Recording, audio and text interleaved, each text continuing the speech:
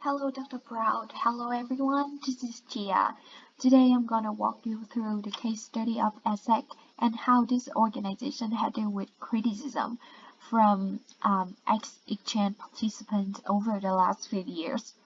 I will include 4 sections to present this story: background information and case overview, theories applied to help to explain the case, organization solutions, and last but not least, the moral of the story. First of all, some background information about the organization. AIESEC is a student-run non-profit organization which was established in 1948.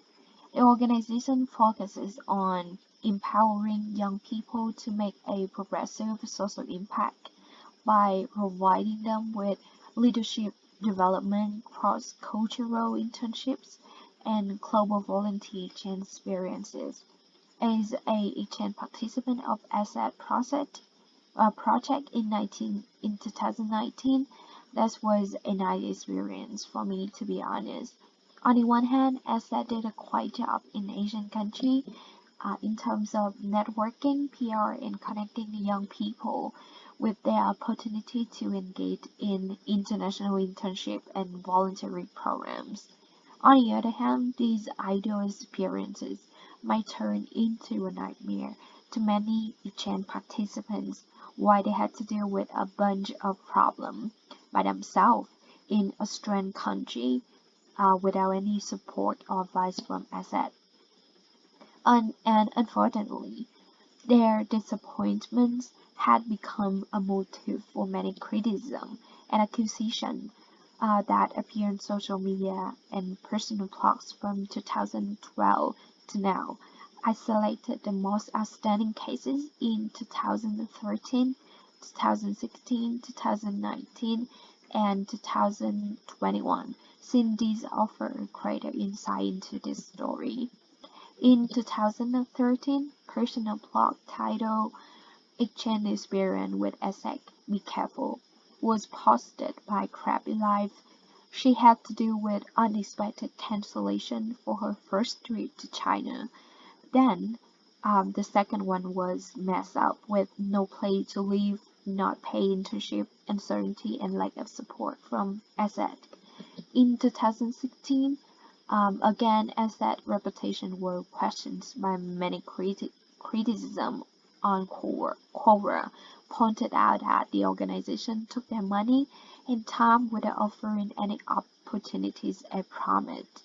In fact, participants had to work with their visa, find a place to live, unclear job description, while didn't receive any support from the nonprofit as well as from organization's staff.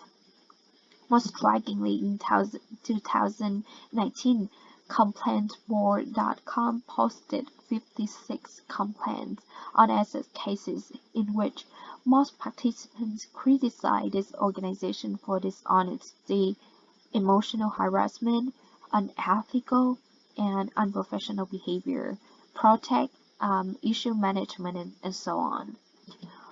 In 2020, there have been a lot of topics and groups on Reddit that were founded with the aim of asking for a public apology from AIESEC.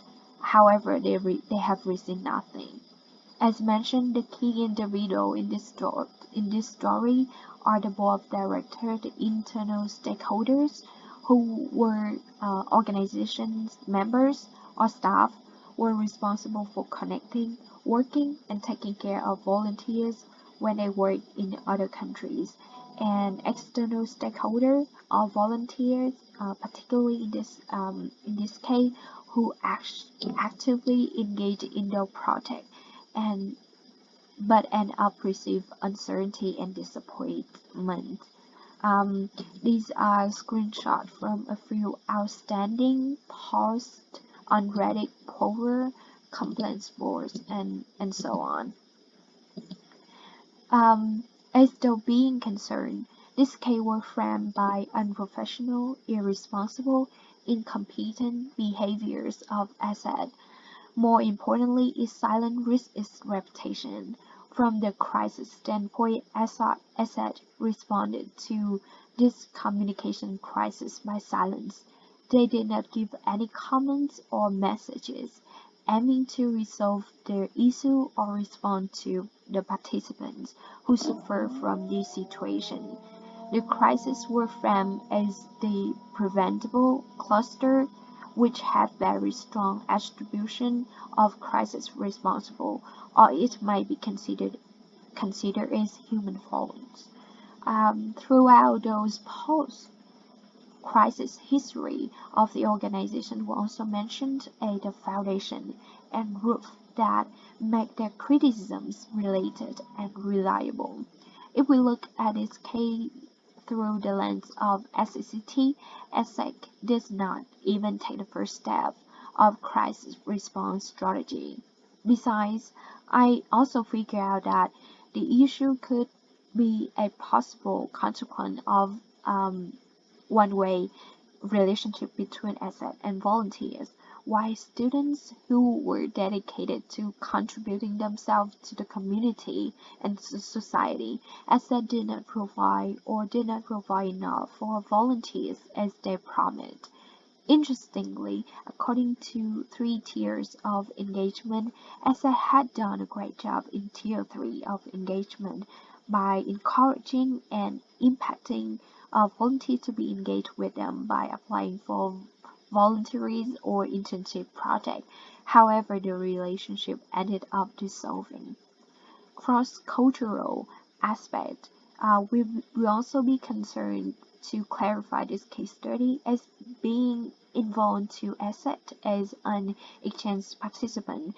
I figured out that although there was much less similar between AIESEC board of directors in many countries in dealing with crisis by silence, the way in which the board of directors managed and trained internal stakeholders in terms of problem-solving skills, communication skills, was much different and customized.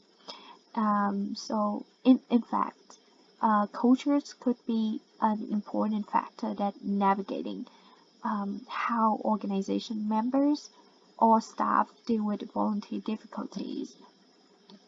Facing those criticism as a solution has always been silent. Throughout the years, they did not express any standpoint through posts on social media, official communication channel, news media, or directly contacting to exchange participants to resolve their problem. They did not do anything. And silent in dealing with the crisis is never a good idea. The solution could be considered as a double-edged sword. On the one hand, those criticisms could be considered unfounded, one-sided accusation without reliable proof.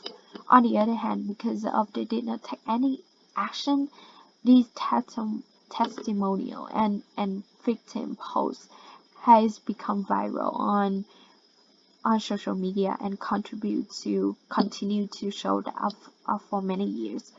Most importantly, silence at some point means that they indirectly accept what people said about them. And certainly, it could lead to misinformation and disinformation about the organization's reputation.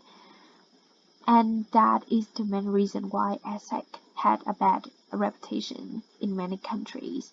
Of course, this case study of AIESEC and how they respond to crisis should not be an exemplary model for other organizations to follow. In other words, this could be said that the solution is totally wrong in dealing with the issues not only in the organization stakeholder relationship aspect, but also with the public, particularly the young people. Okay, and that's all of my case study. Thank you so much for listening. I can't wait to hear from you all. Have a great day.